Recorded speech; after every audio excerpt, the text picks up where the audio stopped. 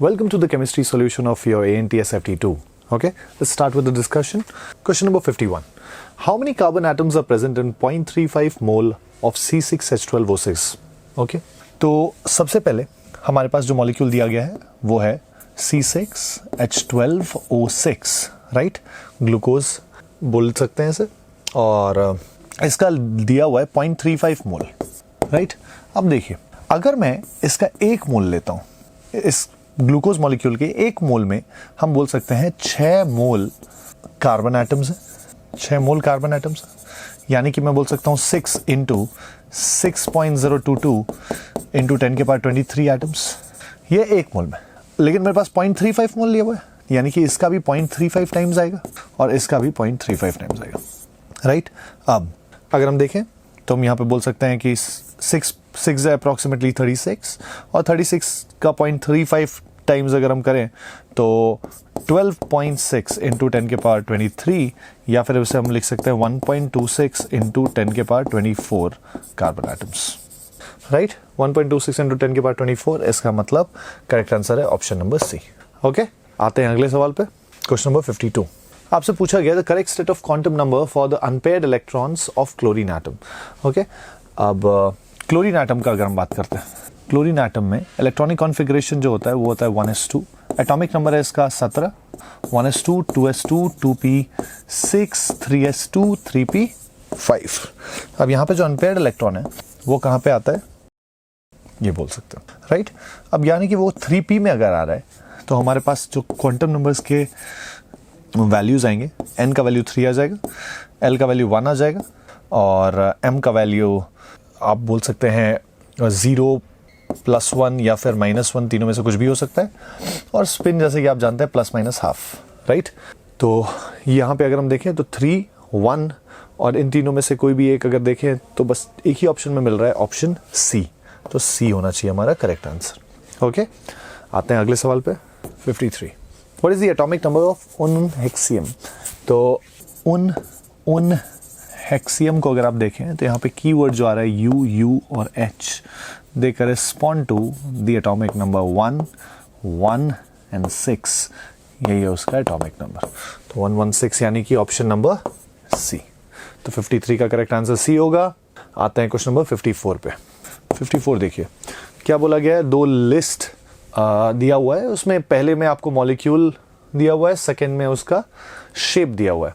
तो आपको ClF3, ये P है, Q, R, S, और फिर यहाँ पे है SF4, यहाँ है आपके पास BrF5, और यहाँ है आपके पास XeF4, और दिया गया है आपको शेप यहाँ पे दिया हुआ है आपको स्क्वायर प्लेनर, फिर सीसॉ, टी शेप और स्क्वायर पिरामिडल।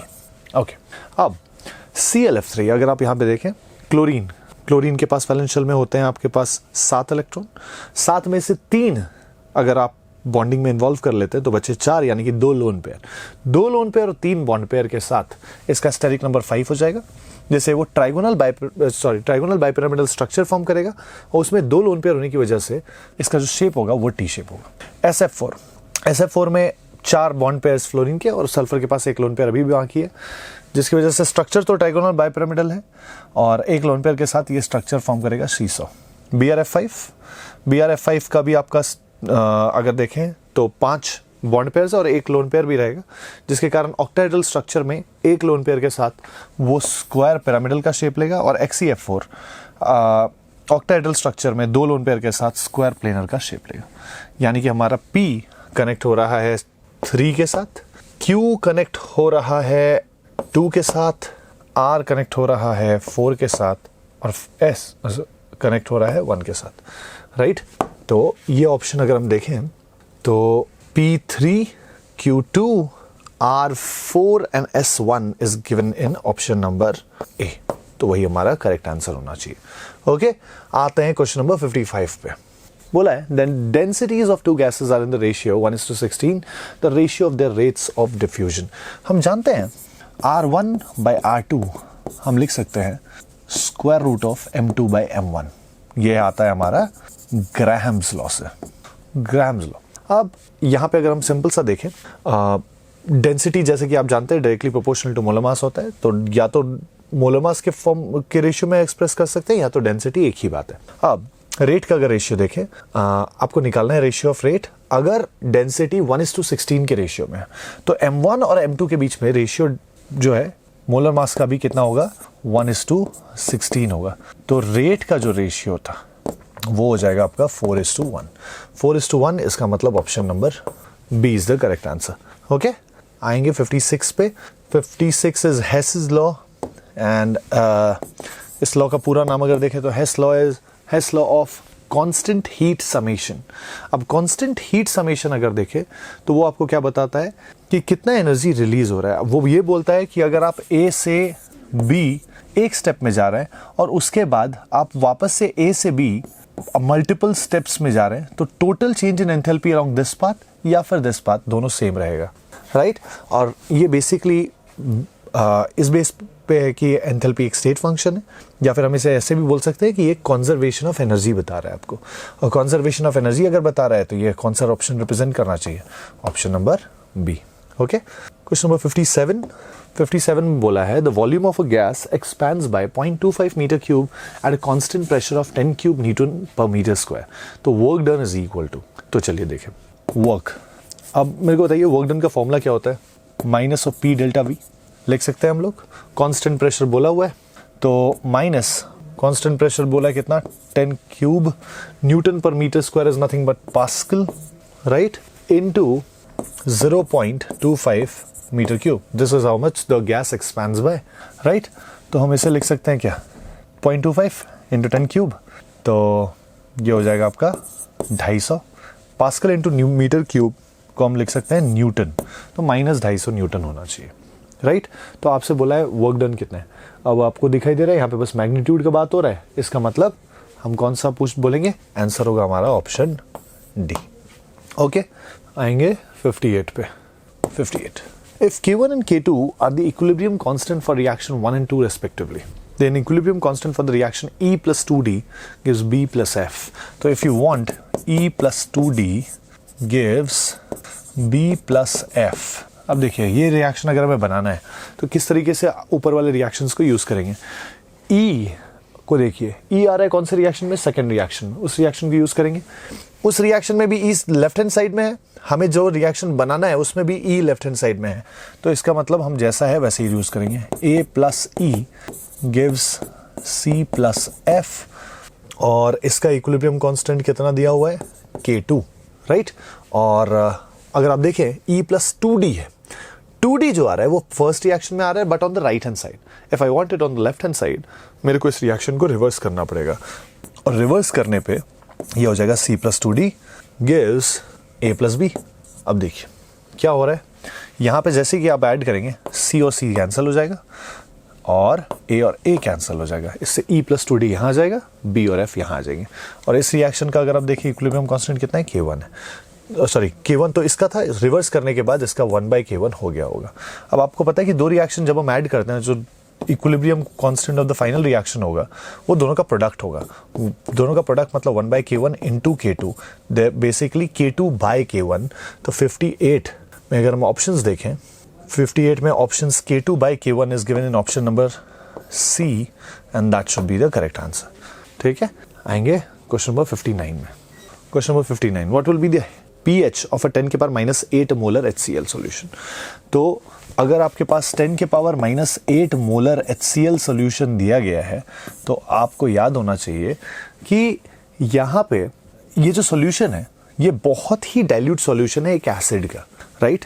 अब अगर बहुत ही डाइल्यूट सॉल्यूशन है एक एसिड का, हम क्लियरली बोल सकते हैं यहाँ पे कुछ ऑप्शंस को हम इजीली एलिमिनेट कर सकते हैं, जैसे कि 14 तो हो नहीं सकता और 8 भी नहीं हो सकता, क्योंकि HCl का सॉल्यूशन बेसिक रेंज में कैसे जाएगा, राइट।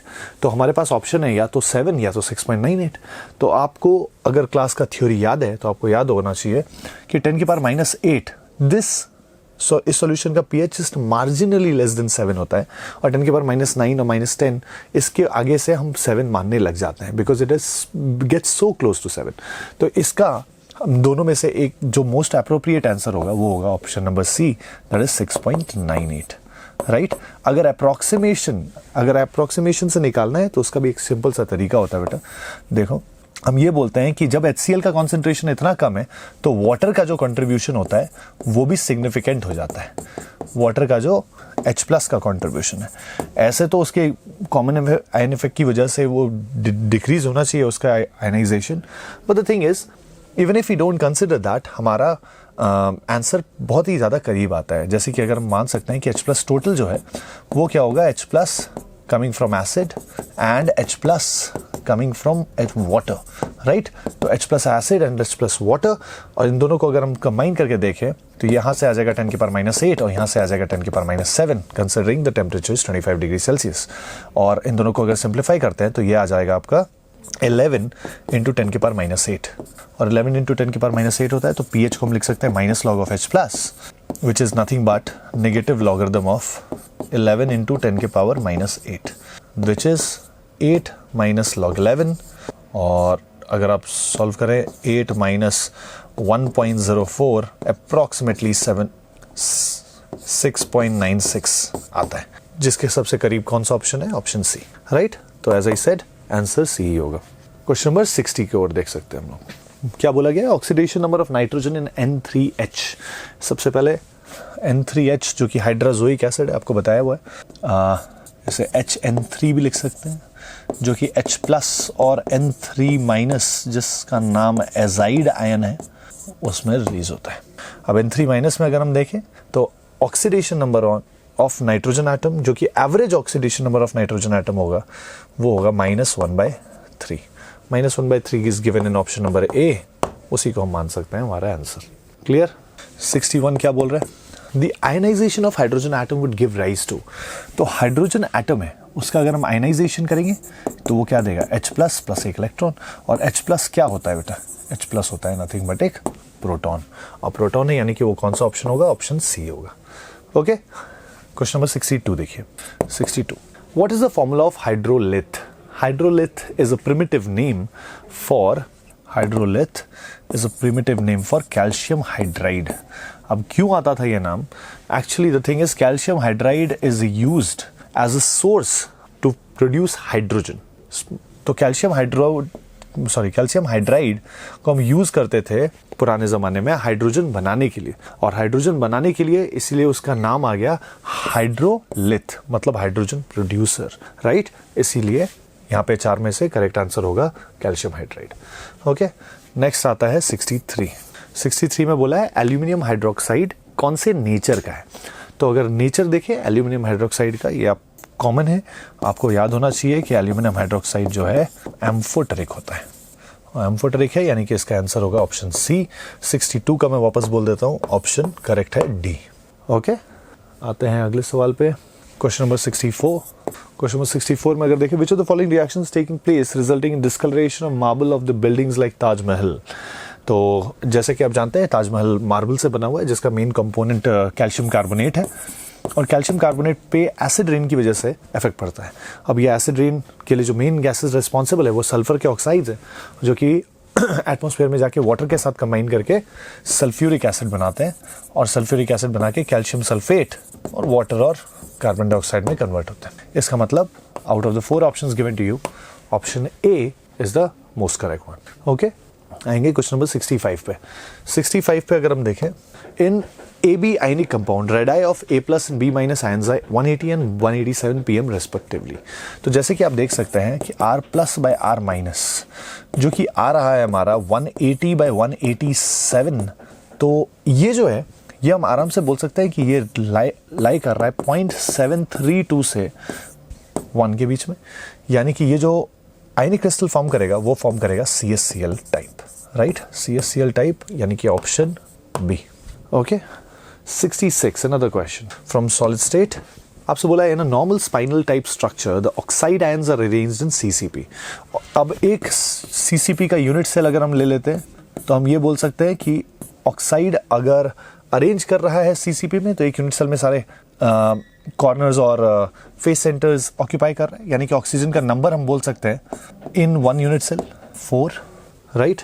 और बोला 1/8 tetrahedral holes are occupied by Zn2+। इसमें टोटल 8 टेट्राहेड्रल वॉइड थे और बोला उन 8 में से बस एक टेट्राहेड्रल वॉइड Zn2+ ऑक्यूपाई कर रहा है, यानी कि Zn का नंबर हो जाएगा 1।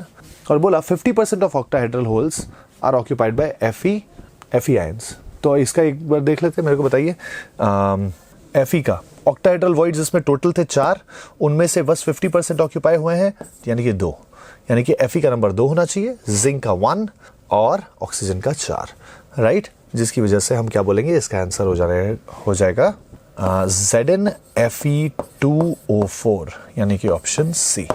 ओके, आते हैं अगले सवाल पे, question number 67। The lowering of vapour pressure of 0.1 molar aqueous solution of sodium chloride, copper sulphate and potassium sulphate are.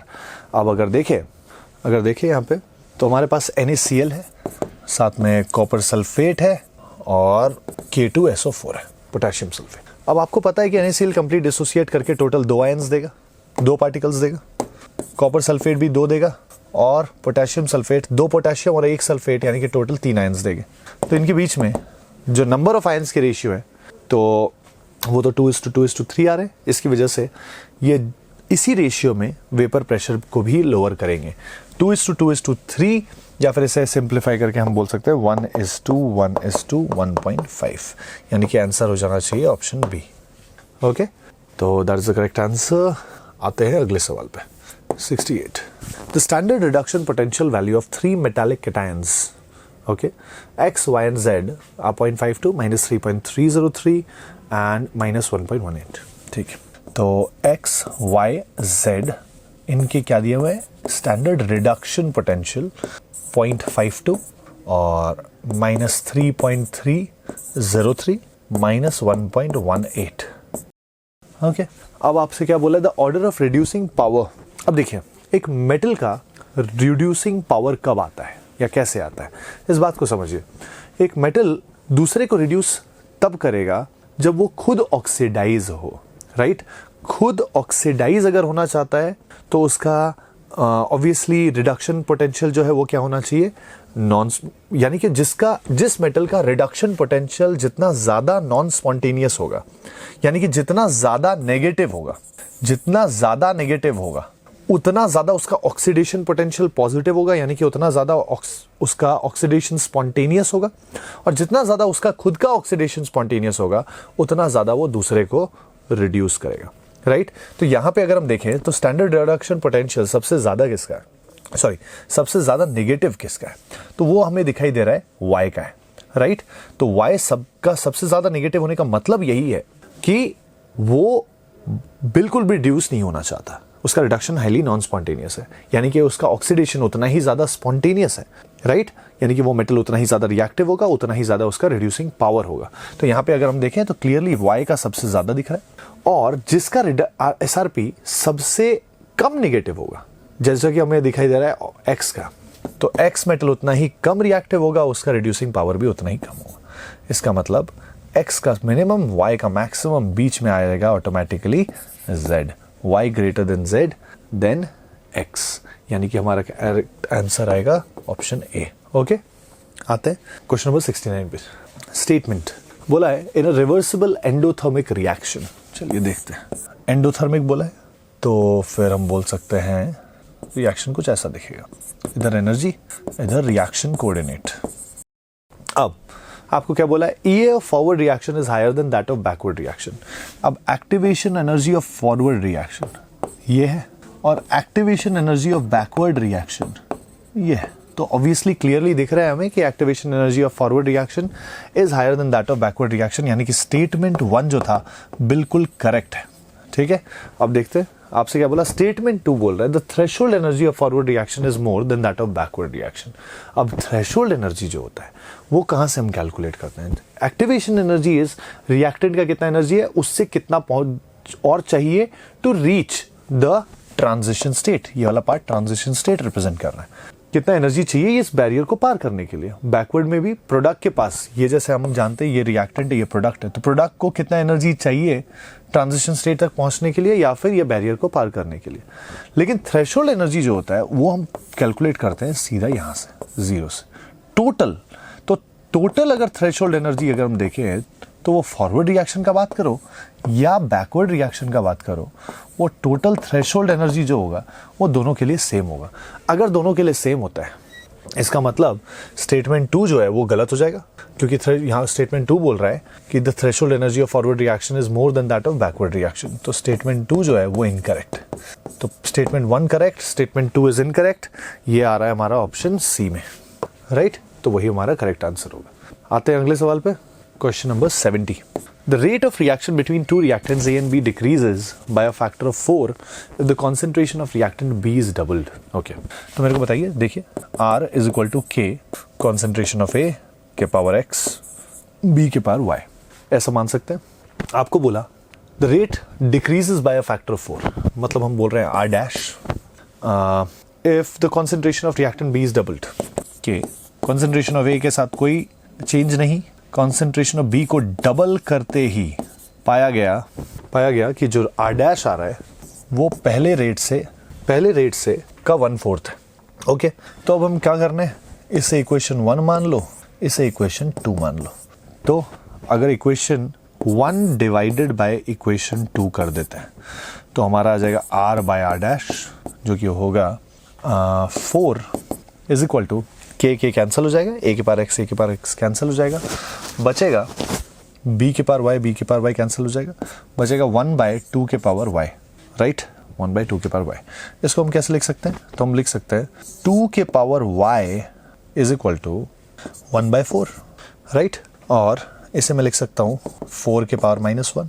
अब 2 के पावर वाई को लिख सकता हूँ, 4 को लिख सकता हूँ 2 स्क्वायर के पावर -1 या फिर 2 के पावर -2। तो y का जो वैल्यू है वो -2 आ जाएगा। y का वैल्यू अगर -2 है, आंसर होना चाहिए ऑप्शन नंबर बी, यही, क्योंकि वही है हमारा order with respect to reactant B. Clear? आते हैं क्वेश्चन नंबर 71 पे। 71 क्या बोल रहा है? एड्सॉर्प्शन इज ऑलवेज क्या? अब देखिए, एड्सॉर्प्शन एक ऐसा प्रोसेस है जिसमें कुछ गैस मॉलिक्यूल्स जो रहते हैं वो उसके सरफेस पे, किसी सरफेस पे एग्रीगेट कर जाए। तो क्लियरली हम देख सकते हैं इस प्रोसेस में एंट्रोपी डिक्रीज हो रहा है ना? और अगर हम delta G is equal to delta H minus T delta S का बात करें, एक प्रोसेस अगर स्पॉन्टेनियस होना है तो डेल्टा जी हमेशा नेगेटिव होना चाहिए, यानी कि लेस देन 0 होना चाहिए। और इस कंडीशन को फुलफिल करने के लिए, जैसे आप देख सकते हैं कि एंट्रोपी का decrease is an unfavourable condition, यानी कि अब एक ही कंडीशन बचा है जो कि इस प्रोसेस को स्पॉन्टेनियस बना सकता है, और वो है डेल्टा एच का नेगेटिव होना। यानी कि ये जो प्रोसेस होगा ये हमेशा एक्सोथर्मिक ही होगा, है कि नहीं? और आप इस तरीके से भी सोच सकते हैं कि since this process involves formation of new interaction, and आप जानते हैं कि जब भी एक नए तरह के इंटरैक्शन बनते हैं तो कुछ एनर्जी रिलीज होता है, right? Making the process exothermic. तो करेक्ट आंसर हो जाएगा आपका ऑप्शन नंबर बी। अब क्वेश्चन नंबर 72 देखिए, आपसे बोला गया है metals are electropositive, electronegative, acceptor of electrons या नन ऑफ दीज। अब ये तो बड़ा सिंपल सा क्वेश्चन है। मेटल्स हम जानते हैं इलेक्ट्रोपॉजिटिव होते हैं, दे like to lose electrons to form positively charged ions, that is why answer होना चाहिए metals are electropositive, option number A. Okay, अब बोला Haber's process is used for the production of which of the following। बड़ा ही common है ये reaction. 73 N2 plus 3H2 gives 2 moles of ammonia। Haber's process यही है, और इसमें हम देख सकते हैं कि अमोनिया गैस का फॉर्मेशन हो रहा है। इसका भी आंसर होगा option number A. Okay, question number 74 को देखिए, द कॉइनेज मेटल्स आर। अब अगर आप पीरियोडिक टेबल को देखते हैं तो यहाँ जो एलिमेंट्स आते हैं जिसमें आ रहा है आपका कॉपर, सिल्वर और गोल्ड, इनको, जो कि हमारे ग्रुप 11 है, इनको हम बुलाते हैं कॉइनेज एलिमेंट्स। क्यों? क्योंकि इनका यूसेज होता था पुराने ज़माने में कॉइन बनाने के लिए। तो देखें तो कॉपर, सिल्वर एंड गोल्ड, यानी कि ऑप्शन नंबर सी हमारा करेक्ट आंसर है। ओके, आते हैं क्वेश्चन नंबर 75 पे। Glycinato ligand is. अगर देखें ग्लाइसिन आप सब जानते हैं एक अमाइनो एसिड है जिसमें एक अमाइन ग्रुप है, और ये इस तरीके से एक मेटल को लोन पे डोनेट करते हैं, राइट? अब glycine with negative charge on the oxygen is also called glycinato, right. तो ग्लाइसिनेटो का ये स्ट्रक्चर हो गया जो कि करेक्टली ऑप्शन ए में बताया गया है। फिर बोला है glycinato ligand is a bidentate ligand, जो कि बिल्कुल सही है। और उसमें बोला है 2 donor sites N and O-। जी हाँ, यहाँ पे नाइट्रोजन एटम उसको डोनेट कर रहा है और यहाँ पे O-, राइट, जिसका मतलब A, B और C तीनों करेक्ट है, यानी कि आंसर होना चाहिए D, all of these. Okay, तो ये हो गया 75। इसके आगे organic questions will be discuss by Yudhajit sir.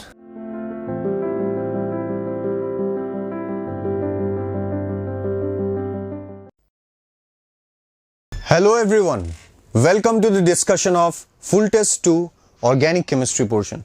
Let's start off with question number 76, ठीक है। तो 76 में हमें क्या बोला है, the most stable carbon among the following is। तो एक एक करके ऑप्शन देखते हैं।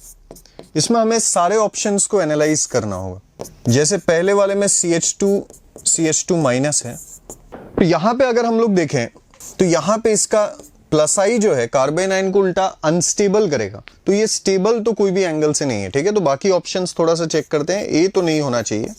बी ऑप्शन को देखते हैं। बी ऑप्शन में बेंजीन के साथ कार्बन आयन अटैच्ड है, तो हम लोग बोल सकते हैं ये रेजोनेंस में, अगर हम इसका रेजोनेटिंग स्ट्रक्चर ले लें तो आप देखिए यहाँ पे ये कॉन्जुगेशन में है, तो यस इट इज स्टेबल, ठीक है, क्लियर है। तो ये स्टेबल तो है, लेकिन मोस्ट स्टेबल बोलना थोड़ा डिफिकल्ट है, हमें बाकी ऑप्शंस देखने होंगे। तो सी में थोड़ा देखते हैं। एक मैंने आपको समझा दिया रेजोनेटिंग स्ट्रक्चर से, आप जानते हो व्हाट इज रेजोनेंस हाइब्रिड, ठीक है, डिलोकलाइजेशन प्रोसेस। तो यहां पे अगर हम लोग देखें सी ऑप्शन में कार्बन आयन है हमारे पास और ये OCH3 ग्रुप है, तो हमें पता है इस ग्रुप के पास लोन पेयर है, तो पैरा पे ये +M लगाएगा, तो ये स्टेबल नहीं और अनस्टेबल होगा, क्योंकि कार्बन आयन को स्टेबल करने के लिए उससे इलेक्ट्रॉन्स खींचना पड़ता है, ठीक है। तो दिस इज अनस्टेबल। अगर डी में हम लोग देखें तो आप देखिए कार्बन आयन के पैरा पोजीशन में जो है NO2 ग्रुप अटैच्ड है, तो हमें पता है कि ये वाया रेजोनेंस विड्रॉ करेगा, ठीक है, तो ये -M लगाएगा, क्लियर है। तो यहां पे अगर हम लोग देखें मोस्ट स्टेबल कार्बन आयन जो बनाएगा वो डी बनाएगा, ठीक है। तो for the question number 76 the correct option will be D. चलिए आगे बढ़ते हैं हम लोग। Let's talk about question number 77। 77 में बोला है with which halogen the reaction of alkanes are explosive, ठीक है। तो ये फोटो हेलोजिनेशन ऑफ एल्केन्स का क्वेश्चन है। तो आपने फोटो हेलोजिनेशन ऑफ एल्केन्स में, that is chemical property of alkanes में पढ़ा होगा कि फ्लोरिनेशन जो होता है वो एक्सप्लोसिव होता है, क्योंकि वो हाईली एक्सोथर्मिक है। जहां तक बात करें क्लोरिनेशन की, that is also exothermic but it is non selective in nature.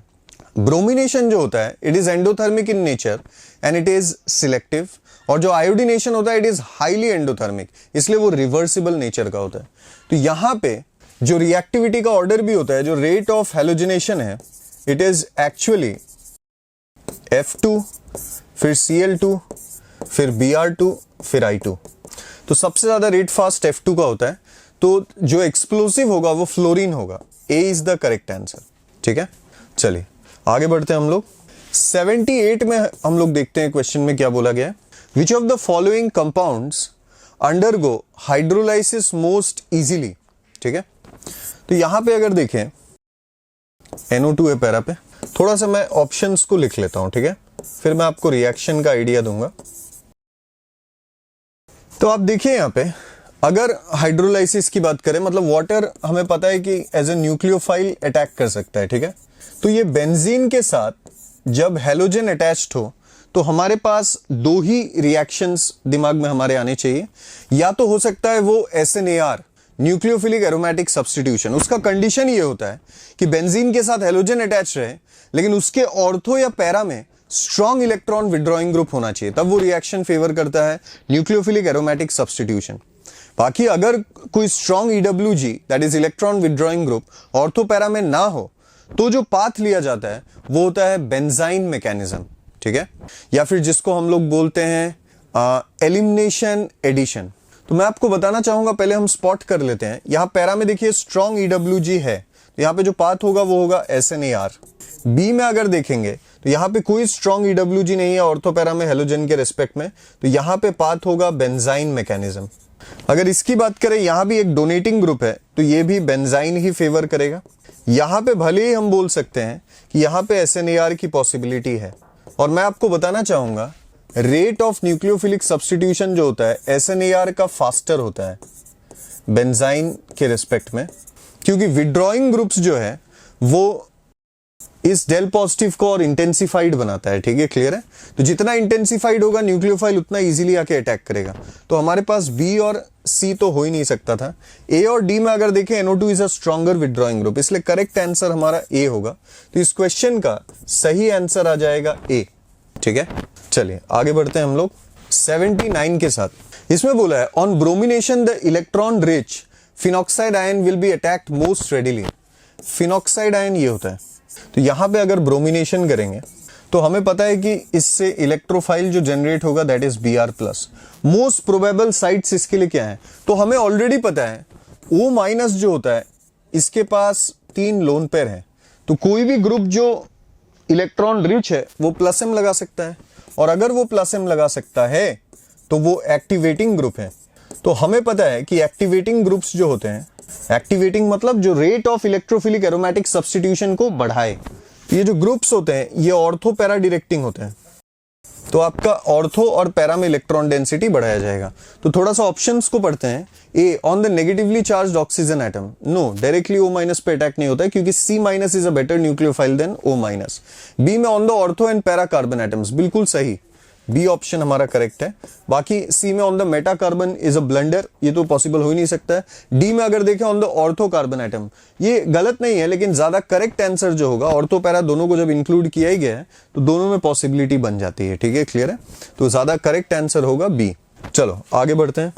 अब बात करते हैं 80 का। एसीटोन डज नॉट फॉर्म, तो इसमें हमें चेक करना होगा ऑप्शंस। ठीक है, क्या फॉर्म नहीं कर रहा है। तो अगर ए की बात करें, A phenyl hydrazone with phenyl hydrazine, yes it does, acetone is this। लड़कियों को तो और अच्छे से पता होगा because acetone is what, nail polish remover. तो एसीटोन का रिएक्शन जब आप फिनाइल हाइड्राजीन से करेंगे, ठीक है, तो इससे ये बनता है phenyl hydrazone, this is phenyl hydrazone. तो ये तो पॉसिबल है, हमको चाहिए डज नॉट फॉर्म, तो ये तो ऑप्शन हो ही नहीं सकता है। ठीक है, बी में देखते हैं sodium bisulphide adduct with sodium bisulphide, yes it does. ठीक है, आप एसीटोन का रिएक्शन अगर सोडियम बाइसल्फाइड के साथ करेंगे तो बिल्कुल इस तरीके का आपका एडक्ट एक बनता है O-Na+।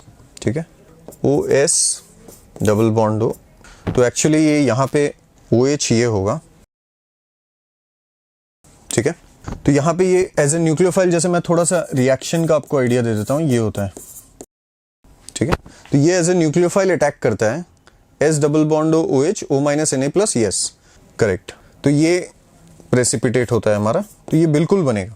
ठीक है, it will be formed acetone के साथ, ये एडक्ट बनता है, तो ये भी हमारा डज नॉट फॉर्म में नहीं आएगा। ठीक है, और देखते हैं सी की अगर बात करें, देखिए यही हमारा करेक्ट आंसर हो जाएगा। मैं कैसे बता सकता हूं, silver mirror with Tollens reagent, no Tollens reagent ketones नहीं देते हैं, देता है अल्फा हाइड्रोक्सी कीटोन देता है, acetone is a normal ketone, ये टॉलेंस टेस्ट दे ही नहीं सकता। तो C itself will be the correct answer. An oxime with hydroxylamine, that is possible. D भी अगर आप देखेंगे, एसीटोन हाइड्रोक्सिलामीन के साथ इजीली रिएक्शन देता है। ठीक है, यहां से वाटर एलिमिनेट करके ऑक्साइम बनाता है, स्पेसिफिकली कीटोक्साइम, ये पॉसिबल हो जाता है। तो ये भी आंसर नहीं होगा। तो हमारा सही आंसर जो है 80 के लिए इट विल बी सी। ठीक है, C is the correct answer because ये नहीं देगा एसीटोन। ठीक है, वही पूछा गया था। चलिए अब 81 की बात करते हैं। Among the compound given the one that would form a brilliant coloured dye on treatment with NaNO2 in HCl followed by addition to an alkaline solution of beta naphthol. तो यहां पे अगर देखेंगे, देखिए आप इसको इजीली एलिमिनेट कर सकते थे। मैं आपको बताता हूं कैसे। यहां पे बात हो रही है NaNO2 HCl के साथ, तो हमें पता है कि ये कपलिंग रिएक्शन है, तो डाइजोनियम फॉर्म होने के लिए प्राइमरी अमीन होना चाहिए। तो ये ए और बी ऑप्शन तो आपको देखना भी नहीं था क्योंकि उससे डाइजोनियम सॉल्ट नहीं बन सकता है। ठीक है, क्योंकि ये टर्शरी अमाइन है और ये सेकेंडरी अमाइन है, तो आपके पास आंसर या तो सी या तो डी हो सकता था, लेकिन डी भी एक्चुअली नहीं होगा क्योंकि ये NH2 CH2 के साथ कॉन्जुगेशन में नहीं है। CH2 is sp3। तो मैं आपको बताता हूं इसका आंसर एक्चुअली सी होता है। कैसे, मैं आपको रिएक्शन बता देता हूं। This is my compound NH2 CH3। तो इसका जब हम रिएक्शन करते हैं NaNO2 HCl के साथ, ठीक है, तो ये डाइजोनियम में कन्वर्ट हो जाता है दिस इज पैराटोल्विआइडीन, ठीक है, ये तो उन्होंने नहीं लिखा है। तो कुछ इस तरीके का जो है डाइजोनियम सॉल्ट बनता है और इसका रिएक्शन बोला गया है बीटा नेप्थॉल के साथ। बीटा नेप्थॉल ये है, ये होता है नेप्थॉल, ये अल्फा पोजीशन है, ये बीटा पोजीशन है, तो this is your beta naphthol. तो मैं आपको बताना चाहूंगा इसका ये वाला जो पोजीशन होता है अल्फा पोजीशन, ये बहुत ज्यादा एक्टिवेटेड होता है, तो इलेक्ट्रोफाइल यहीं पे अटैक करता है। ये this is a brilliant coloured dye, ठीक है, तो ये फॉर्मेशन जो है सी ऑप्शन में ही पॉसिबल है। I think everyone is understood, clear है। चलो आगे बढ़ते हैं हम लोग। अब हम लोग बात करते हैं क्वेश्चन नंबर 82 का, ठीक है। ये 82 में देखिए water insoluble component of starches. तो मैं आपको बताना चाहूंगा स्टार्च के दो कंपोनेंट्स होते हैं, एक होता है एमाइलोज, दूसरा होता है एमाइलोपेक्टिन। तो एक्चुअली जो एमाइलोज होता है, ठीक है, ये पॉलीमर बनाता है, लेकिन इसमें ये अनब्रांच्ड है, ठीक है, it's a linear polymer of alpha D glucose, clear है। और ये कंस्टिट्यूट करता है, ये जो एमाइलोज है it constitutes around 10 to 15% in the starch, ठीक है। अब मैं आपको बताना चाहूंगा एमाइलोपेक्टिन जो होता है actually it is a branched polymer. इसमें अल्फा डी ग्लूकोज का ही लिंकेज रहता है, लेकिन इसमें क्रॉस लिंक भी रहता है 1,6 का, ठीक है, अनलाइक अमाइलोज। और इसका जो परसेंटेज रहता है 80 to 85% रहता है स्टार्च में। तो मैं आपको बताना चाहूंगा ये जो एमाइलोज है ये होता है वाटर सॉल्यूबल, जबकि जो हमारा एमाइलोपेक्टिन होता है ये होता है वाटर इनसॉल्युबल, ठीक है। तो हमें पूछा है कि which water insoluble component of starches, तो इसका आंसर हो जाएगा amylopectin, that is a is the correct answer. और ये सेलुलोज सी ऑप्शन तो बिल्कुल ब्लंडर है। Cellulose is a different polysaccharide only. ये स्टार्च एक पॉलीसैकेराइड ही होता है, इसके दो कंपोनेंट्स होते हैं एमाइलोज और एमाइलोपेक्टिन। सेलुलोज तो एक अलग पॉलीसैकेराइड ही है, तो सी तो हो ही नहीं सकता है, तो इसका करेक्ट आंसर ए हो जाएगा। Let's talk about 83। 83 में हमें बोला गया है which one of the following is laevorotatory. तो मैं आपको बताना चाहूंगा इसका आंसर होगा फ्रुक्टोज, ठीक है, क्योंकि सुक्रोज का जब आप हाइड्रोलाइसिस करवाते हैं तो आपको मिलता ही है ग्लूकोज और fructose. These are things given in NCERT, ठीक है।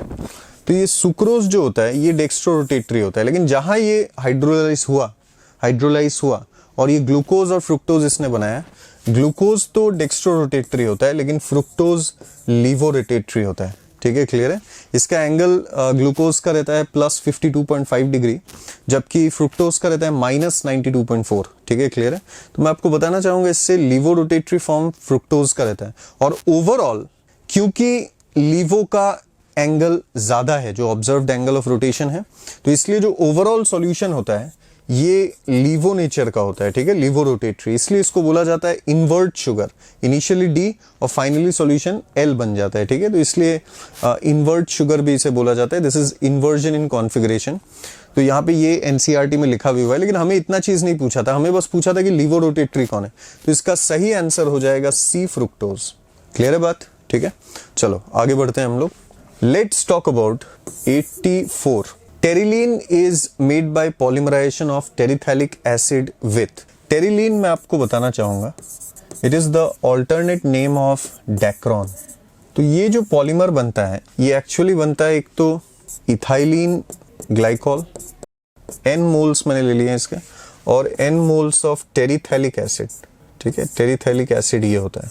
तो इनके पॉलीमराइजेशन से n मोल्स, तो इससे कुछ ऐसा पॉलीमर बनता है, ठीक है। तो यहां से एक्चुअली वाटर का एलिमिनेशन होता है, ठीक है। तो यहाँ पे स्पेस नहीं था तो मैंने इसलिए ऐसे बना दिया।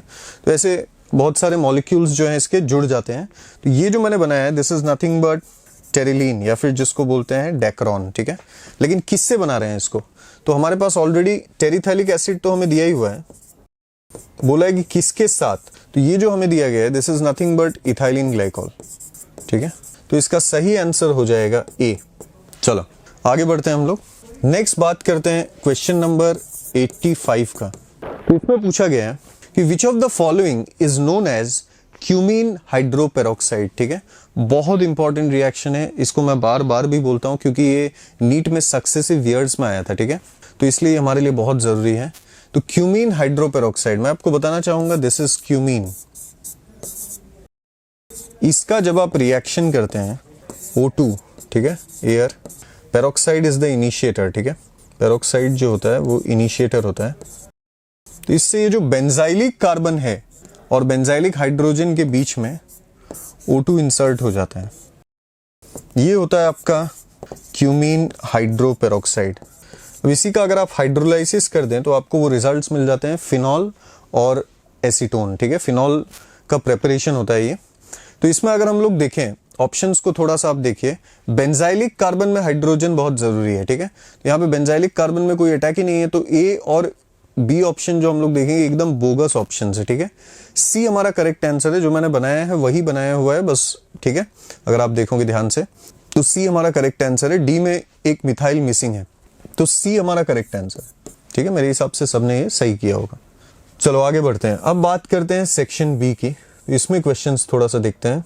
तो हमें बोला गया है कि मोस्ट स्टेबल कार्बोकेटायन। ठीक है, मोस्ट स्टेबल कार्बोकेटायन। तो इसमें कंपैरिजन की बात है तो सारे ऑप्शंस हमें देखने ही होंगे। तो कार्बोकेटायन को स्टेबलाइज करने के लिए आप जानते हैं कि हमें स्ट्रॉन्ग डोनेटिंग ग्रुप की जरूरत है। एक क्वेश्चन हमने पहले ही आज देखा हुआ है कि कार्बन एनायन की स्टेबिलिटी, तो उसमें हमारा मोटिव एक ही था कि स्ट्रॉन्ग विड्रॉइंग ग्रुप अगर मिल जाए तो उसको स्टेबलाइज कर देगा। यहाँ पे उल्टा चाहिए, हमें डोनेटिंग ग्रुप स्ट्रॉन्ग चाहिए। तो यहाँ पे पैरा पे Cl है, तो आपको पता है कि ये -I -M लगाएगा, तो ये स्टेबिलाइज नहीं उल्टा अनस्टेबल करेगा इसे। तो अगर बी ऑप्शन की बात करें, ये भी देखिए स्टेबिलिटी को कम ही करेगा। तो जैसे ए तो मतलब मैं एक्सपेक्ट ही नहीं करता कि ये होगा, वैसे ही NO2 भी इसको स्टेबिलाइज नहीं डिस्टेबिलाइज करेगा -M लगा के, तो ये भी नहीं हो सकता। तो अगर मैं बात करूं सी की, OCH3 पैरा पे, तो पैरा पे ये +M लगा रहे हैं। डी ऑप्शन में तो कोई ग्रुप ही अटैच नहीं है, तो वो कभी एक्सट्रीम लेवल पे आंसर हो ही नहीं सकता है, इस पे कोई ग्रुप ही नहीं है। ठीक है, तो ये तो हो ही नहीं सकता है। सी ही एक है जो सबसे स्टेबिलाइज किया जा रहा है कार्बोकेटायन को। ठीक है, तो इसलिए 86 का सही आंसर हो जाएगा सी। ठीक है, नेक्स्ट अब हम लोग बात करते हैं 87 का। ठीक है, तो आप देखिए यहाँ पे आइसोब्यूटीन, ये होता है आइसोब्यूटीन। इसका रिएक्शन हमें दिया है HBr पेरोक्साइड के साथ। तो ये आप लोगों को पता ही है, HBr देखते ही पेरोक्साइड के साथ आपने ये पक्का पढ़ा होगा खराश इफेक्ट, या फिर जिसको पेरोक्साइड इफेक्ट या एंटी मार्कोनिकॉव इफेक्ट बोलते हैं। तो यहाँ पे जो हमारा negative part of the reagent है, ये carbon containing more number of hydrogen से अटैच होगा। उसका रीजन क्या है, यहाँ पे रेडिकल स्टेबिलिटी, ये जो मैकेनिज्म होता है it is driven by free radical addition. तो यहाँ पे फ्री रेडिकल 1 डिग्री नहीं 3 डिग्री स्टेबल होगा। तो हमेशा रेडिकल पहले आप स्टेबल बना लीजिए। तो स्टेबल रेडिकल हमारा 3 डिग्री बन रहा है। ठीक है, उसके बगल वाले कार्बन से आप ब्रोमीन को अटैच कर दीजिए और फाइनली इसी रेडिकल को H डॉट दे दीजिए, तो आपका आंसर ये आएगा। तो ये जो मैंने प्रोडक्ट बनाया है, this is nothing but this group is isobutyl and this is bromine, तो इट इज आइसोब्यूटाइल ब्रोमाइड। तो हम लोग अगर ऑप्शंस में देखेंगे इसमें, तो ए ऑप्शन ही हमारा करेक्ट आंसर है, तो इसका सही आंसर ए आ जाएगा। ठीक है, बाकी सब ऑप्शंस टर्शियरी ब्यूटाइल वो है नहीं, टर्शियरी ब्यूटाइल अल्कोहल तो बन ही नहीं सकता, तो सी और डी ऑप्शन का कोई मतलब नहीं है। ए इज द करेक्ट आंसर। तो देखिए 88 में हमारे पास एसिटल्डिहाइड है। एसिटल्डिहाइड का अगर रिएक्शन HCN से करेंगे तो this is nothing but nucleophilic addition. तो ये यहाँ पे अटैक करेगा पाई इलेक्ट्रॉन की शिफ्टिंग इधर, तो यहाँ पे CH3CO- H, ठीक है, और यहाँ पे Cn, तो H+ लेके फाइनल प्रोडक्ट हमारा CH3COH HCN, जिसको हम लोग बोलते हैं साइनोहाइड्रीन, ये बन गया। तो दिस इज माई ए। अब इसका हाइड्रोलाइसिस हमें बोला है, तो जब हाइड्रोलाइसिस करेंगे साइनाइड का कंप्लीट हाइड्रोलाइसिस से कार्बोक्सिलिक एसिड बनता है। ठीक है, this compound is nothing but lactic acid. ठीक है, यही हमारा बी है। तो मेरे हिसाब से हमें पूछा भी गया है yes what is the product B, तो इट इज लैक्टिक एसिड। ना मेलेनिक एसिड है, ना ग्लाइकोलिक एसिड है, और ना ही मेलिक एसिड है, तो its correct answer will be C, lactic acid. ठीक है, हम आते हैं क्वेश्चन नंबर 89 पे। तो 89 पे हमारे पास सबसे पहले नाइट्रेशन है। ठीक है, तो this is nitration reaction NO2+ electrophile. ठीक है, तो हमारे पास नाइट्रेशन है, NO2+ इज द इलेक्ट्रोफाइल। तो इन दोनों में से किसी एक ग्रुप को कंसीडर करेंगे। हमें पता है कि जैसे चलो मैं नीचे वाला कंसीडर कर लेता हूं, ये ऑर्थो पैरा डायरेक्टिंग है, इजंट इट। ठीक है, तो ऑर्थो पैरा डायरेक्टिंग है, तो पैरा तो ब्लॉक्ड है, तो या तो लेफ्ट साइड या तो राइट साइड, बात एक ही है। तो चलो मैं जैसे राइट साइड पे अटैक करवा देता हूं, तो ये हो गया प्रोडक्ट। तो दिस इज नथिंग बट ए। अब इसका रिएक्शन जब आप CH3O- Na+ हीटिंग से करेंगे, तो ये रिएक्शन और कुछ नहीं, लीविंग ग्रुप के ऑर्थो पे आप देख ही रहे हैं स्ट्रॉन्ग इलेक्ट्रॉन विड्रॉइंग ग्रुप है। तो आज मैंने ये पहले बात की हुई है, इसमें पाथ कौन सा होगा, न्यूक्लियोफिलिक एरोमेटिक सब्स्टिट्यूशन।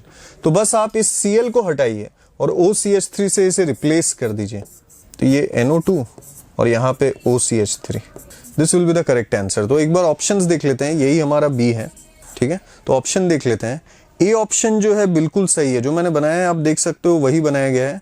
बाकी बी ऑप्शन बिल्कुल ब्लंडर है, ठीक है, हो ही नहीं सकता है। सी ऑप्शन मैं एक बार चेक कर लेता हूँ, सी भी सही नहीं है, उन्होंने एक्चुअली Cl को हटाया, वो तो पॉसिबल ही नहीं है क्योंकि उसके मेटा पे है ग्रुप, और डी तो हो ही नहीं सकता है, ठीक है। तो R A itself is the correct answer, ठीक है। अब हम लोग आते हैं क्वेश्चन नंबर 90 पे। तो 90 पे बोला गया विच of the following will not give a primary amine. तो मैं सारे बना देता हूं जिससे हम लोग इजीली एक्सक्लूड कर पाएंगे कि कौन प्राइमरी अमाइन नहीं देगा, ठीक है। तो बात करें अगर ए ऑप्शन की, इथेन नाइट्राइल का अगर रिडक्शन करेंगे LiLH4 के साथ, very popular reducing agent, lithium aluminium hydride, ठीक है, वेरी स्ट्रॉन्ग रिड्यूसिंग एजेंट। तो ये क्या करेगा, यहाँ पे पाई हटा के आप बस HH लगा दो, तो it will result in the formation of a primary amine. This cannot be the answer because यहाँ पे बोला है कि प्राइमरी अमीन कौन नहीं देगा, ठीक है। बी जो है हमारा वही करेक्ट आंसर होगा बिकॉज ये आइसोसाइनाइड है। आइसोसाइनाइड को आप लोग जानते हो, इसका रिएक्शन जब LiLH4 से करेंगे तो बस पाई हटा के आप H लगाते रहिए, तो फाइनली आपको ये मिल जाएगा NHCH3। This amine is actually a 2 degree amine. तो this itself is my correct answer. तो मैंने निकाल तो लिया ही है, तो CD पक्का गलत ही होगा, लेकिन मैं आपको करके बता देता हूँ। CH3 CONH2 LiLH4। तो इसमें ट्रिक से अगर बताऊं तो O हटा दो और हाइड्रोजन लगा दो, तो CH3 CH2 NH2 आप देख सकते हो ये भी प्राइमरी अमाइन ही बनाएगा, तो ये तो हो ही नहीं सकता है। डी को भी अगर देखें, फिर से हमारे पास अमाइड है, लेकिन इस बार हमें दिया हुआ है Br2 plus NaOH। So this is a very famous reaction, Hofmann bromamide degradation. तो इसमें कार्बोनिल हटा दीजिए और सॉल्वेंट मतलब सॉल्यूशन में क्या आप देखिए H है, तो ये मिथेनामीन ही हमें मिलेगा। लेकिन the point is this is also not will not give a primary amine, ठीक है, क्लियर है। तो अगर हम लोग बात करें इवन दिस इज अ, ठीक है, क्लियर है, this is also a primary amine, क्योंकि जो NH2 ग्रुप है वो एक ही कार्बन से अटैच्ड है, तो ये भी हमें प्राइमरी अमाइन ही दे रहा है। तो बेसिकली हमारे पास जो सेकेंडरी अमाइन है वो सिर्फ बी ऑप्शन से आ रहा है। तो इसलिए हम लोग बोल सकते हैं हमारा 90 का करेक्ट आंसर, यहाँ पे स्पेस मैं यहाँ पे जैसे इसको मिटा के लिख देता हूँ, 90 का सही आंसर जो होगा वो बी ही होगा, ठीक है, क्योंकि बाकी सबसे हमने देखा है कि NH2 के साथ एक कार्बन अटैच्ड है तो सारे प्राइमरी अमाइन ही बन रहे थे, तो बी से हमारा सेकेंडरी अमाइन बन रहा था। This is the correct answer. Question number 91 में देखिए, in the isoelectronic series K+Cl-S2-Ca2+, the largest size is of. अब बड़ा ही स्ट्रेट फॉरवर्ड क्वेश्चन है, आपके पास दिए हुए हैं K+Ca2+। अब आपको पता है कि क्या कहते हैं, आइसोइलेक्ट्रॉनिक स्पीसीज के लिए हम number of electrons bye Z या फिर E/Z रेशियो कहते हैं इसे। E/Z रेशियो के बेसिस पे हम इसका साइज कंपेयर कर सकते हैं, क्योंकि जितना ज़्यादा इलेक्ट्रॉन उतना बड़ा साइज और जितना ज़्यादा एटॉमिक नंबर उतना छोटा साइज। तो आइसोइलेक्ट्रॉनिक में E तो सबका सेम हो जाएगा, राइट, और Z अगर देखें तो जितना ज़्यादा Z उतना छोटा साइज। तो अगर हम यहाँ पे देखते हैं तो हमारे पास सल्फाइड है, क्लोराइड है और पोटेशियम है और कैल्शियम है। तो इनमें अगर देखें तो कैल्शियम का एटॉमिक नंबर सबसे ज़्यादा, यानी कि साइज उसका सबसे छोटा, उससे थोड़ा बड़ा K+, उससे थोड़ा बड़ा Cl- और सबसे बड़ा एक्चुअली होगा सल्फाइड, यानी कि हमारा सबसे लार्जेस्ट आयन जो होगा वो सल्फाइड होगा, which is given in option number D. Okay, तो लार्जेस्ट साइज सल्फाइड। देखिए क्वेश्चन नंबर 92 बोला, when excess NaNO3 is heated in a closed vessel, ठीक है, O2 is liberated and NaNO2 is left behind, ऐसा बन सकते हैं। बोला at equilibrium addition of NaNO3 favours forward reaction, addition of NaNO2 favours reverse reaction. अब बात यह है कि ये सॉलिड है और ये गैसियस है, जो कि एक हेट्रोजीनियस फॉर्म कर रहा है equilibrium. Addition of NaNO2 favours reverse reaction, और उसके बाद बोला increasing pressure favours reverse reaction और decreasing temperature favours forward reaction. अब जैसे कि आप इस प्रोसेस को देख के समझ सकते हैं। आपको बोला है when excess NaNO3 is heated मतलब हम बोल सकते हैं यहाँ पे एनर्जी जरूर गेन हुआ होगा, और गेन हुआ होगा मतलब प्रोसेस क्या है, एंडोथर्मिक है।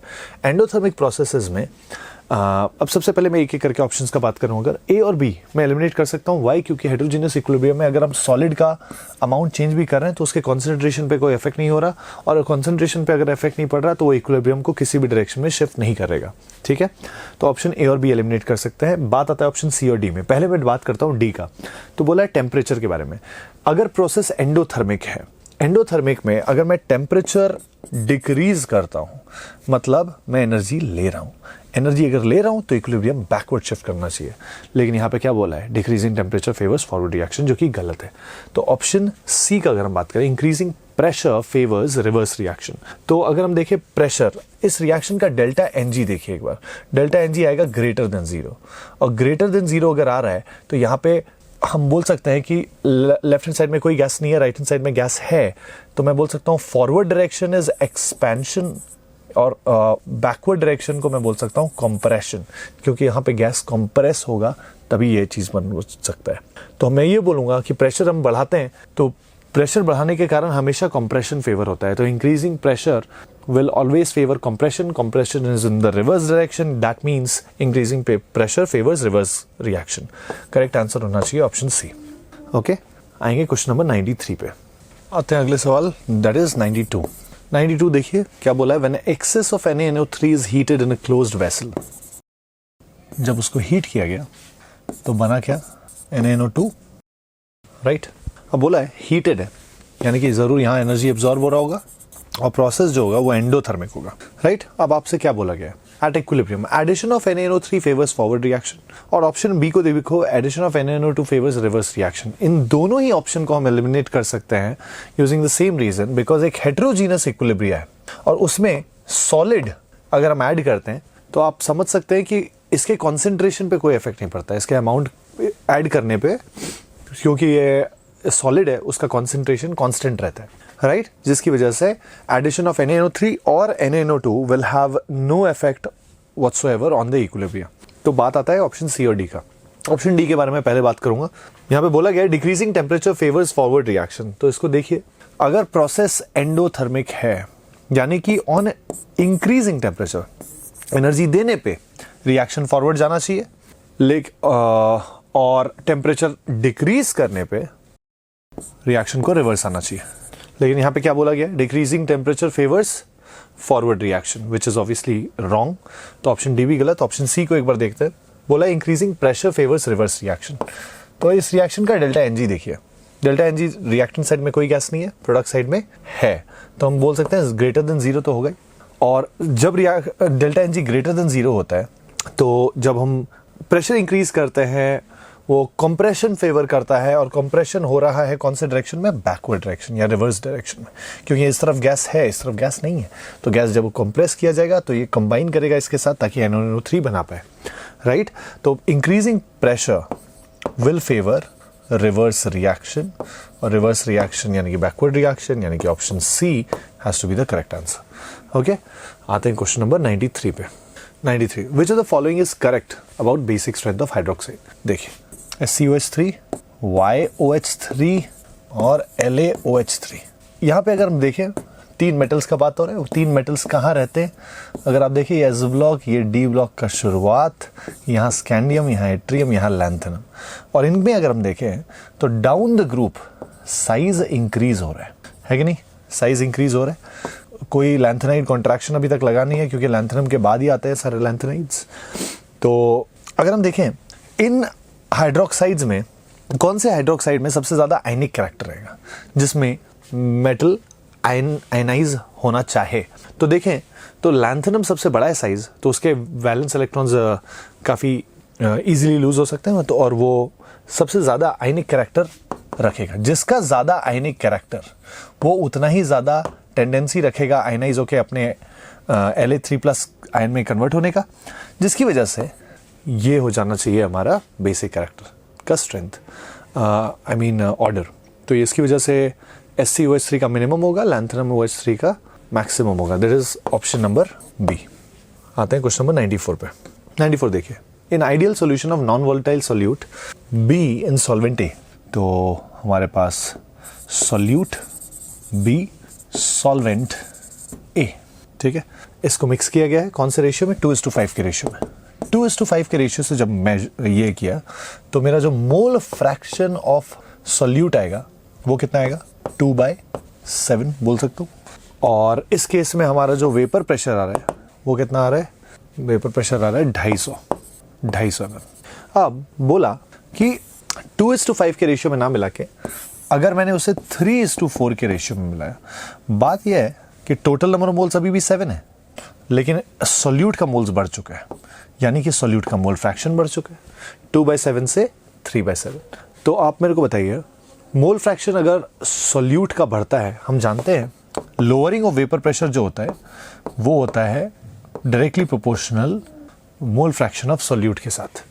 तो मोल फ्रैक्शन ऑफ सॉल्यूट अगर बढ़ जाता है तो लोअरिंग ऑफ वेपर प्रेशर बढ़ेगा, और लोअरिंग ऑफ वेपर प्रेशर बढ़ेगा यानी कि वेपर प्रेशर ऑफ सॉल्यूशन कमेगा, यानी कि यहाँ जो वेपर प्रेशर है वो जरूर लेस देन 250 mm होना चाहिए। और लेस देन 250 mm अगर है तो मेरे को बताइए, 4 ऑप्शन में आपको एक ही ऑप्शन दिखाई दे रहा है जो 250 से कम है, वो है 200 mm, और वही हमारा करेक्ट आंसर होना चाहिए, यानी कि ऑप्शन ए है हमारा करेक्ट आंसर। ओके, आते हैं नंबर 95 पे। Question number 95, which of the following can oxidise fluoride ions. तो फ्लोराइड आयंस को F2 तक लेके जाने का काम इन तीनों में से कौन कर पाएगा। सवाल है ओजोन, Cl2, Br2 या फिर नन ऑफ दीज। अब सारे हैलोजेंस में अगर हम देखें तो फ्लोराइड का ही रिडक्शन टेंडेंसी सबसे ज़्यादा है, जिसकी वजह से F- को बाकी कोई हैलोजन तो ऑक्सीडाइज नहीं कर सकता। और ozone is also not a strong oxidising agent, not strong enough to oxidise F- to F2। तो इन तीनों में से तो ऑब्वियसली कोई नहीं कर सकता, इसका मतलब करेक्ट आंसर होना चाहिए D, none of these. Okay, question number 96 पे। 96 में क्या बोला गया आपको, एक ग्राफ दिया हुआ है, ओके, यहाँ A+B है, यहाँ AB है, यहाँ X है, और यहाँ एनर्जी, यहाँ प्रोग्रेस ऑफ रिएक्शन। अब इस ग्राफ को अगर आप ऑब्जर्व करें तो क्लियरली एक चीज़ देख सकते हैं कि AB से ज़्यादा नीचे आ रहा है, A+B से ज़्यादा नीचे आ रहा है AB। इसका मतलब रिएक्टेंट से कम एनर्जी प्रोडक्ट का है, इसका मतलब नेट इस प्रोसेस में जो एनर्जी है वो ज़रूर रिलीज हो रहा होगा, और प्रोसेस एक्सोथर्मिक होना चाहिए, राइट। और प्रोसेस एक्सोथर्मिक है। अब लेकिन आपका अगर बीच में X बन रहा है, यानी कि रिएक्शन में 2 स्टेप्स इन्वॉल्व हैं, ये स्टेप 1, ये स्टेप 2, और स्टेप 1 में अगर आप पीक देखें उसका पीक कम है कंपेयर टू स्टेप 2 के पीक से। इसका मतलब between the 2 steps the energy barrier is higher in the second step. अगर एनर्जी बैरियर सेकेंड स्टेप में हायर है, इसका मतलब ये वाला जो स्टेप है ये कैसा होना चाहिए, ये होना चाहिए स्लो, और ये होना चाहिए कंपैरेटिवली फास्टर, राइट। इसका मतलब ओवरऑल प्रोसेस एक्सोथर्मिक होगा, और फर्स्ट और सेकेंड स्टेप में से सेकेंड स्टेप स्लो होना चाहिए।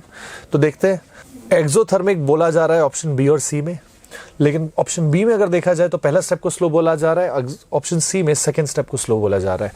दोनों में से करेक्ट होगा ऑप्शन सी। ओके, आते हैं क्वेश्चन नंबर 97 पे। क्वेश्चन नंबर 97 देखिए, the reducing power metal depends on various factors such as the factor which makes Li the strongest reducing agent in aqueous solution. तो यहाँ पे देखिए एक्चुअल जो फैक्टर्स हैं जो मेटल्स के रिड्यूसिंग पावर को कंट्रोल करते हैं वो या डिटरमाइन करते हैं, वो फैक्टर्स हैं enthalpy of sublimation, ionisation enthalpy और hydration enthalpy.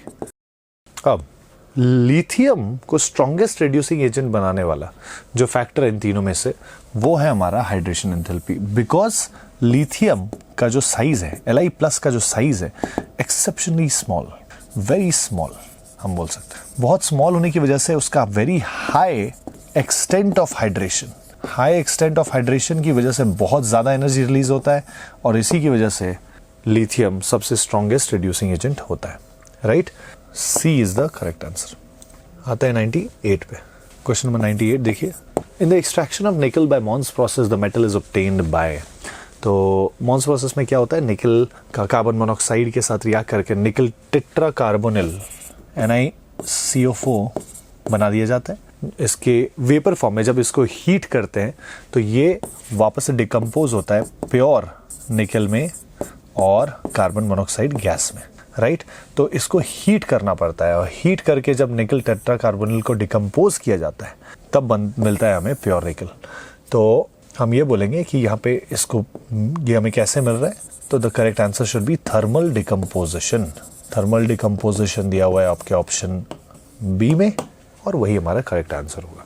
Okay, question number 99 को देखिए। 99 which element belongs to D block. तो सोडियम आप जानते हैं, सोडियम एस ब्लॉक है और कैल्शियम भी, और आर्गन तो नोबल गैस है तो वो तो पी ब्लॉक होगा। तो of course copper is the only element यहाँ पे जो कि डी ब्लॉक का है, तो ऑप्शन होगा हमारा correct option C. Okay, which of the following has square planar geometry, right, which of the following has square planar geometry. अब देखिए इन चार कॉम्प्लेक्सेस को, इन चार कॉम्प्लेक्सेस में अगर हम देखें हर एक में 4 क्लोराइड लिगैंड है, यानी कि सेम तरह के लिगैंड है। तो हमारा सारे के सारे कोऑर्डिनेशन नंबर 4 वाले कॉम्प्लेक्सेस है। अब आपको पता है कि कोऑर्डिनेशन नंबर अगर 4 होता है तो उसमें पॉसिबिलिटी आता है 2, या तो DsP2 और एक होता है sp3। sp3 के कारण आ जाता है आपका टेट्राहेड्रल स्ट्रक्चर और DsP2 के कारण आता है आपका स्क्वायर प्लेनर स्ट्रक्चर, राइट। अब अगर हम देखें यहाँ पे इन चार कॉम्प्लेक्सेस में, आपको पता है कि इन दोनों के बीच में जो गैप बनने वाला है Eg और T2G के बीच में जो गैप बनने वाला है, जैसे हम क्रिस्टल फील्ड स्प्लिटिंग एनर्जी भी कहते हैं, तो वो डिटरमाइन करेगा कि क्या कहते हैं कौन सा बनना चाहिए। अब ये कई सारे फैक्टर्स हैं जो कि इस डेल्टा को इन्फ्लुएंस करते हैं, बट यहाँ पे अगर हम देखें तो 4 लिगैंड्स हैं। अब स्ट्रेंथ ऑफ लिगैंड एक कॉमन फैक्टर होता है, लेकिन वो हम यहाँ पे अप्लाई नहीं कर सकते क्योंकि चारों केसेस में लिगैंड सेम है। अब अगर हम देखते हैं यहाँ पे सेंट्रल मेटल एटम्स को, तो सेंट्रल मेटल एटम्स में अगर हम देखें तो देयर इज अ फैक्टर जिसमें बोलते हैं हम लोग 3D 4D और 5D, कौन से सीरीज के मेटल्स में आपको डेल्टा ज़्यादा मिलेगा। तो अगर पाया गया है कि 5D के केस में वो ज़्यादा होता है। तो अगर आप देखें यहाँ पे 4 ऑप्शंस में से 3 में निकल, कोबाल्ट और जिंक, ये तीनों में 3D के मेटल है, जिसमें ये गैप काफ़ी कम होगा। गैप कम होगा तो इलेक्ट्रॉन्स का पेयरिंग होने से आसान है कि इलेक्ट्रॉन ऊपर चला जाए, और इसकी वजह से क्या बोलते हैं आउटर ऑर्बिटल कॉम्प्लेक्स बनते हैं, जो कि लैंग्वेज हम यूज़ करते हैं ऑक्टाहेड्रल के लिए। लेकिन यहाँ पे जो अगर 3D के ये रहेंगे तो वो फेवर करेगा आपका टेट्राहेड्रल कॉम्प्लेक्स, राइट। लेकिन अगर 5D रहता है तो ये गैप ज़्यादा होने का टेंडेंसी रहेगा, and electrons will be more likely to get paired up, and if electrons are getting paired up, that means the d orbital can participate in hybridization and lead to formation of DsP2 या फिर square planar structure, right। तो अगर हम देखें तो ये चारों में ऑप्शन में से बस PtCl4 2- के केस में हमें ये होता हुआ दिखाई देगा, और that is the correct answer, right। ये स्क्वायर प्लेनर है, बाकी तीनों जो होंगे वो टेट्राहेड्रल होंगे, right। A is the correct answer, fine, okay, and that concludes your paper. And I hope all of you did well. मेरे हिसाब से ऑर्गेनिक आपने बहुत अच्छे से अटेम्प्ट किया है। जस्ट एक ही सजेशन रहेगा मेरा हमेशा की तरह कि आप लोग पेपर कंप्लीट करने के बाद ज़रूर उस पेपर को अच्छे से एनालाइज करें। The questions were fairly easy, very much NCERT oriented. And identify your mistakes and point them out so that you do not repeat them in the future. तो इस तरीके से ही मेहनत करते रहिए, आपको ऐसे ही डिफरेंट टाइप्स ऑफ क्वेश्चंस का एक एक्सपीरियंस मिलते रहेगा। And please remember the analysis of the paper is very important. सिर्फ ऐसा नहीं कि सॉल्व ही कर लिया आपने, ये वीडियो सॉल्यूशन देख के आपको एनालिसिस भी सही तरीके से करना है, जो आपके लिए बहुत जरूरी रहेगा, ठीक है। Thank you, all the best for your upcoming ANTS exams. Best of luck.